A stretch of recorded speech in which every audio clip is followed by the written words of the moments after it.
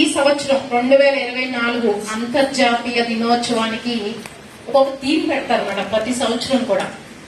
ఆ థీమ్ వచ్చి investing in women accelerate progress. అంటే ఏంటంటే మహిళల మీద పెట్టుబడి పెట్టండి, దేశం పురోగతి అతి త్వరితన సాధిస్తుంది అనేది ఈ సంవత్సరం యొక్క థీమ్. మీకు అతి తొందరలోనే రాధాకృష్ణ గారు తణుకుకి ఏమి భరోసా ఇవ్వకపోతున్నారు అనేది మీ అందరి ఇంటికి కూడా వస్తుంది. ఆ భరోసాలో ఆల్రెడీ ఆయన ఒక ప్లాన్ రచించుకోవడం జరిగింది. ఏంటంటే మన కరోనా ముందర పరిస్థితులు వేరు, కరోనా తర్వాత ఉన్నటువంటి పరిస్థితులు వేరు.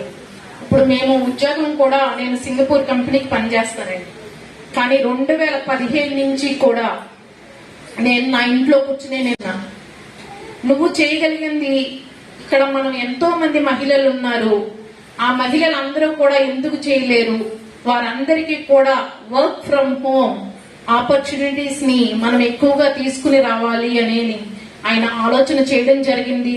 దాంతో పాటుగా చాలా మంది కంపెనీస్ తో కూడా ఆయన మాట్లాడడం జరిగింది. మనకి ఎట్లాంటి వర్క్స్ ఉంటాయి, ఏంటి, ఉమెన్ ఎంపవర్మెంట్ అనేది ఎక్కువగా తీసుకుని వెళ్ళాలి. నియోజకవర్గంలో ఉమెన్ వాళ్ళు ఎవరి మీద కూడా డిపెండ్ అవ్వకూడదు, వాళ్ళ కాళ్ళ మీద వాళ్ళు నిలబడేటట్టుగా మనం అవకాశాలు కల్పించాలి అని ఒక ప్రణాళికని రూపొందించుకోవడం జరిగింది. ఆయన 2014లో కూడా చూసాము, ఆయన ఏదైనా ఒక ప్రణాళిక రచించారంటే ఆ ప్రణాళిక పూర్తి అయ్యే వరకు కూడా చాలా కష్టపడి పనిచేసేటువంటి తత్వం. అలాగే ఒక మాట మీద ఆయన మాట ఇచ్చారంటే ఆ మాట తప్పనిసరిగా నెరవేరుస్తారు.